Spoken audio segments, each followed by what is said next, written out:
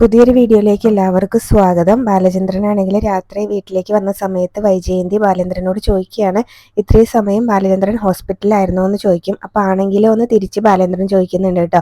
അപ്പോൾ ഇത്രയും സമയം അവളുടെ അടുത്ത് അവിടെ ഇരിക്കേണ്ട കാര്യമൊന്നും ഉണ്ടായിരുന്നില്ലല്ലോ ബാലേന്ദ്രന് എന്നിങ്ങനെ പറയുമ്പോൾ, ഞാൻ അവളുടെ അടുത്തല്ല ഇരുന്നത്, നീ എപ്പോഴും ഇങ്ങനെ അലീനേനെ മാത്രം കാണുന്നുള്ളൂ എന്ന് പറയും കേട്ടോ. ഞാൻ എൻ്റെ മകളുടെ അടുത്താണ് ഇരുന്നത് എന്ന് പറയുമ്പോൾ, എന്നാൽ പിന്നെ ഒരു മകൾ ഇവിടെ ഉണ്ടായിരുന്നല്ലോ, കുറച്ച് സമയം അവളുടെ അടുത്ത് വന്നിരുന്നൂടായിരുന്നോ എന്ന് ചോദിക്കുന്നുണ്ട്. എന്നാൽ പിന്നെ നീ പോയി അവളെ വിളിക്ക്, നമുക്ക് രണ്ടുപേർക്കും കൂടെ അവളുടെ ഇടത്തും വലത്തുമായിട്ട് ഇരിക്കുക എന്ന് പറയും. അപ്പോൾ ബബിത കിടന്നിട്ടുണ്ട് എന്ന് പറയട്ടോ. എന്നാൽ പിന്നെ ഇനി നാളെ ആവട്ടെ എന്ന് പറയുകയും ചെയ്യുന്നുണ്ടായിരുന്നു. അത് കഴിഞ്ഞ് ബാലേന്ദ്രനാണെങ്കിലും ഇങ്ങനെ പറയുന്നുണ്ടായിരുന്നു, എനിക്ക് നിന്റെ സംസാരം കേട്ടിട്ട് ഇറിറ്റേഷൻ ആവുകയാണ് എന്നൊക്കെ പറയൂ കേട്ടോ. അതിന് നല്ല ഡോക്ടറെ കാണിച്ചാൽ മതി എന്ന് വൈജയന്തി പറയുന്ന സമയത്ത്, ആ ഡോക്ടറെ കാണിച്ചപ്പോൾ നിന്നെയും കൂടെ വിളിച്ചു കൊണ്ടുവരാനാണ് പറഞ്ഞതെന്ന് പറഞ്ഞ് ബാലേന്ദ്രൻ തിരിച്ചും പറയുന്നുണ്ട് വൈജയന്തിനോട്. അത് കഴിഞ്ഞ് പിന്നീട് എന്നാൽ പിന്നെ ഞാൻ ഒരു ഇറിറ്റേഷനൊന്നും ഉണ്ടാവാത്ത ഒരു കാര്യം അങ്ങോട്ട് ചോദിക്കട്ടെ എന്നിങ്ങനെ പറയുന്നുണ്ടായിരുന്നു കേട്ടോ. ആ ചോദിക്ക് എന്ന് പറഞ്ഞിട്ട് ഇങ്ങനെ ബാലേന്ദ്രനും പറയും.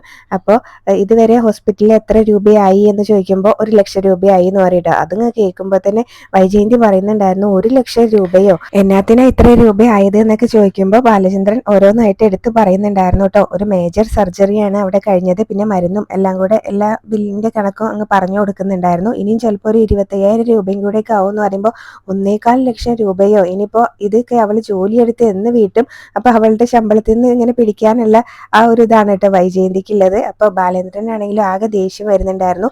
ഒരു ജോലിക്കാരിക്ക് ഇങ്ങനെ അതിൻ്റെ ജോലി സ്ഥലത്ത് നിന്ന് എന്തെങ്കിലും അപകടം പറ്റിയിട്ടുണ്ടെങ്കിൽ നമ്മൾ തന്നെയാണ് അതിൻ്റെ ഇതെല്ലാം വഹിക്കേണ്ടത് എന്നൊക്കെ ഇങ്ങനെ പറയുന്നുണ്ട്. ഇനിയിപ്പോൾ അവളെ ഇവിടെ നിർത്തിയാലും നമ്മുടെ കടം തീരില്ല, അതുപോലെ തന്നെ ജോലി പറഞ്ഞു വിട്ടാലും നമ്മുടെ കടമൊന്നും തീരില്ല എന്നൊക്കെ ഇങ്ങനെ വൈജയന്തി പറയുമ്പോൾ, നീ നിന്റെ തലേന്ന് ആദ്യം ഇങ്ങനെ അലീനേനെ ഒന്ന് ഇറക്കി വെക്ക്, എന്നിട്ട് നിന്റെ തലയൊന്ന് ഫ്രീ ആക്കി വിടുന്നു പറഞ്ഞിട്ട് ബാലേന്ദ്രനാണെങ്കിലും വൈജയന്തിനോട് പറയുന്നുണ്ടായിരുന്നു. അപ്പോൾ തിരിച്ച് വൈജയന്തി ചോദിക്കുന്നുണ്ടായിരുന്നു, ഞാനാണോ അവളെ തലയിൽ കയറ്റി വെച്ചിരിക്കുന്നതെന്നൊക്കെ. അപ്പോൾ നീ അവളെ മാത്രമേ കാണുന്നുള്ളൂ, നീ അവളെ തലയിൽ കയറ്റി വെച്ചുകൊണ്ട് മാത്രമാണ് നിനക്ക് ഇങ്ങനെയൊക്കെ പറയാൻ തോന്നുന്നത്, നീ ആദ്യം അവളെ നിന്റെ തലയിൽ നിന്ന് ഇറക്കി വെച്ച് ഫ്രീ ആക്കി വിടുമെന്ന് പറയട്ടോ. അത് കഴിഞ്ഞ് പിന്നീട് കൃഷ്ണമോള് സ്കൂളിലേക്കൊക്കെ പോകാനായിട്ട് റെഡി ആയിട്ട് നിൽക്കുകയാണ് കേട്ടോ. അലീനയുടെ ബാഗിൽ അവളുടെ എന്തോ ഡ്രസ്സൊക്കെ വെക്കുന്നുണ്ടായിരുന്നു. അപ്പോൾ അലീന ചോദിക്കുന്നുണ്ടായിരുന്നു, നിനക്ക് വീട്ടിലേക്ക് പോകണ്ടേന്ന്, അപ്പം ഞാൻ സ്കൂൾ വിട്ടിട്ട് ഇങ്ങോട്ട് തന്നെയാണ് വരുന്നതെന്നൊക്കെ പറയും. അത് കഴിഞ്ഞ് മനു അങ്ങോട്ട് വരികയാണ് കേട്ടോ. അപ്പം മനുവിനോടും ഇങ്ങനെ വായിട്ട് അലിച്ചുകൊണ്ടിരിക്കുകയാണ്. അപ്പം മനു ആണെങ്കിലും അലീനയോട് ചോദിക്കുന്നുണ്ടായിരുന്നു, ഇതിനെ ഇന്നലെ എങ്ങനെ സഹിച്ചു, ഏത് സമയം ഇങ്ങനെ വായിട്ട് അലച്ചുകൊണ്ടാണല്ലോ ഇരിക്കുന്നതെന്ന് പറയുമ്പോൾ അലീന പറയും, അവളെൻ്റെ അനിയത്തിയല്ലേ, ഞാൻ അവളുടെ ചേച്ചിയല്ലേ, ഞങ്ങൾ തമ്മിൽ നല്ല കൂട്ടാണ് എന്നൊക്കെ പറയും. എന്നിട്ട് മനുവിനോട് രേവതിക്കുട്ടിയല്ല കൃഷ്ണമോൾ ചോദിക്കുന്നുണ്ടായിരുന്നു, എനിക്ക് എന്തെങ്കിലും കഴിക്കാൻ വാങ്ങിച്ചു തരുമോയെന്ന്. അത് കഴിഞ്ഞ് മനു അവളെ കഴിക്കാൻ വേണ്ടിയിട്ട് കൊണ്ടുപോകുന്നുണ്ട് കേട്ടോ ക്യാൻറ്റീനിലേക്ക്. അപ്പോഴാണ് ഡോക്ടർ അവിടേക്ക് വരുന്നത്. ഡോക്ടർ വന്നിട്ട് പിന്നെ അലീനയോട് വിശേഷങ്ങളൊക്കെ ചോദിക്കുന്നുണ്ടായിരുന്നു, വേദനയുണ്ടോ എന്നൊക്കെ ചോദിക്കും. അതുപോലെ തന്നെ അലീനേനെ റൂമിലൊക്കെ നടത്തിച്ചൊക്കെ നോക്കുന്നുണ്ടായിരുന്നു കേട്ടോ, സ്റ്റിച്ച് വലിയുമ്പോൾ വേദന ഉണ്ടോ എന്നൊക്കെ അറിയാൻ വേണ്ടിയിട്ട്. അപ്പോൾ നേരിട്ട് അങ്ങ് എഴുന്നേൽക്കരുത്, ഒരു ഭാഗത്തേക്ക് ചെരിഞ്ഞിട്ട് വേണം എഴുന്നേൽക്കാനേ എന്നൊക്കെ പറയും. അത് കഴിഞ്ഞ് അലീന നടക്കാനായിട്ട് എഴുന്നേറ്റതാണല്ലോ, അപ്പോൾ അലീനേനെ ഒറ്റയ്ക്ക് നടക്കാനായിട്ട് വിടുന്നുണ്ടായിരുന്നു.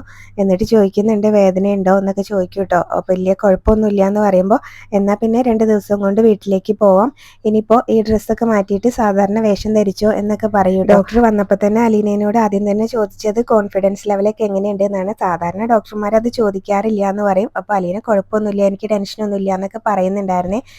അത് കഴിഞ്ഞ് പിന്നീട് അലീന മുത്തശ്ശീനെ വിളിക്കുന്നുണ്ടായിരുന്നേ.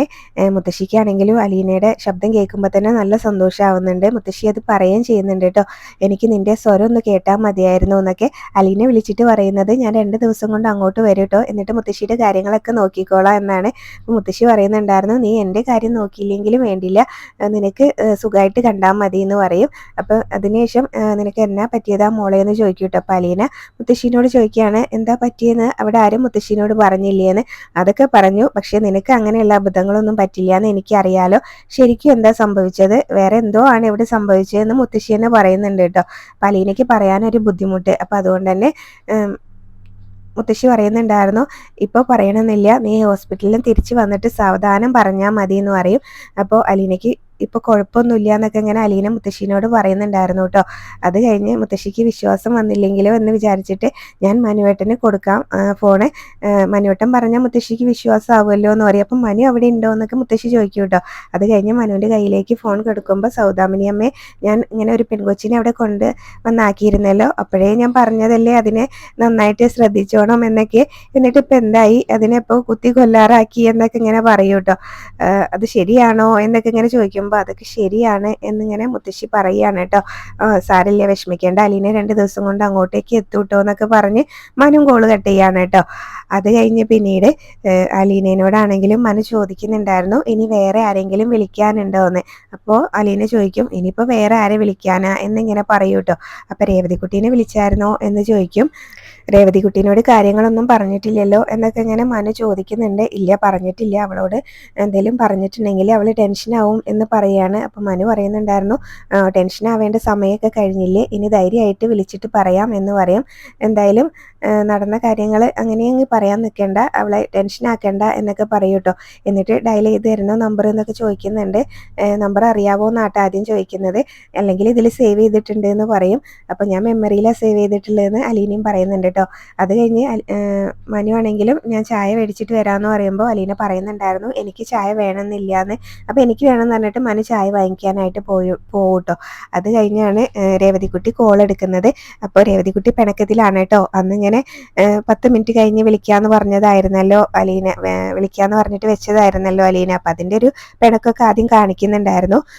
ഞാൻ അതിനുശേഷം ചേച്ചീനെ കുറേ തവണ അങ്ങോട്ട് വിളിച്ചിട്ടുണ്ടായിരുന്നു. പക്ഷേ ചേച്ചി കോൾ എടുത്തില്ല. എനിക്ക് ആകെ ടെൻഷനായി, എന്തോ സംഭവിച്ചിട്ടുണ്ടെന്നൊക്കെ ഞാൻ മാമച്ചനങ്കിളിനോട് പറഞ്ഞു.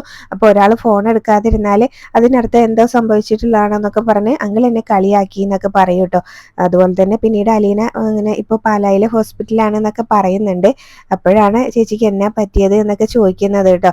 അപ്പോൾ ചേച്ചി എന്താന്ന് വെച്ചാലും പറയുമെന്ന് പറയും. അപ്പോൾ നിൻ്റെ അടുത്ത് ആരെങ്കിലും ഉണ്ടോ എന്ന് രേവതിക്കുട്ടീനോട് അലീന ചോദിക്കുകയാണ് കേട്ടോ. അപ്പം എൻ്റെ അടുത്ത് ആരും ഇല്ല, ഇവിടെ ഞാൻ ഒറ്റയ്ക്കേ ഉള്ളൂ എന്ന് പറയും. അപ്പം അലീന ചുറ്റുമൊക്കെ നോക്കിയിട്ട് കാര്യങ്ങൾ പറയുന്നുണ്ടായിരുന്നു കേട്ടോ. നീ അന്ന് ഇങ്ങനെ ഫോൺ വിളിച്ച് വെച്ച ശേഷം രോഹിത് വന്നു എന്ന് ഞാൻ പറഞ്ഞിട്ടുണ്ടായിരുന്നല്ലോ. അത് കഴിഞ്ഞ് പിന്നീട് ഹരിശങ്കറിനെ റൂമിൽ ഒളിപ്പിച്ച് ഇരുത്തിയിരിക്കുകയായിരുന്നു. നടന്ന കാര്യങ്ങളൊക്കെ ഇങ്ങനെ പറയുന്നുണ്ടായിരുന്നു കേട്ടോ. ഈ സമയമാണ് ബാലചന്ദ്രൻ ഹോസ്പിറ്റലിലേക്ക് വരുന്നത്.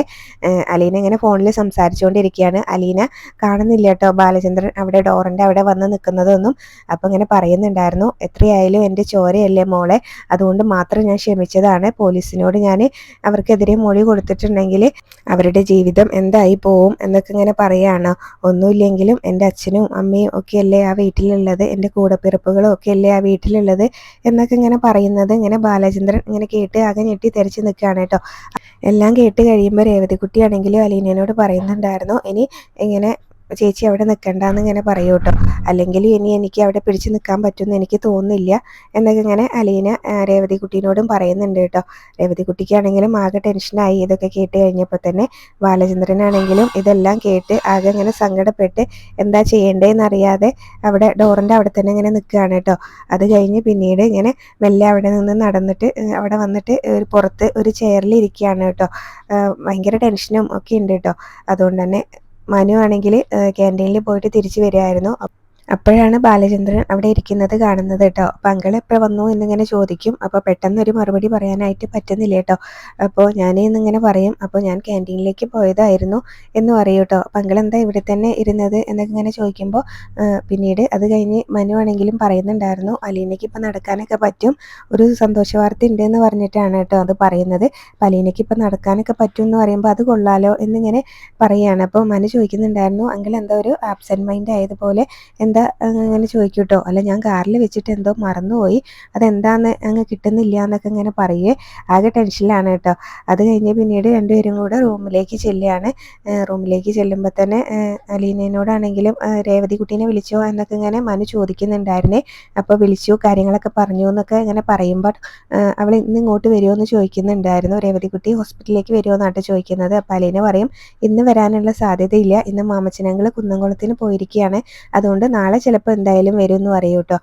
അപ്പോൾ അവളിങ്ങനെ നല്ല പിണക്കത്തിലായിരുന്നു, നേരത്തെ കാര്യങ്ങൾ അറിയിക്കാത്തതുകൊണ്ട് എന്നൊക്കെ ഇങ്ങനെ മനുവിനോട് അലീന പറയാണ് കേട്ടോ.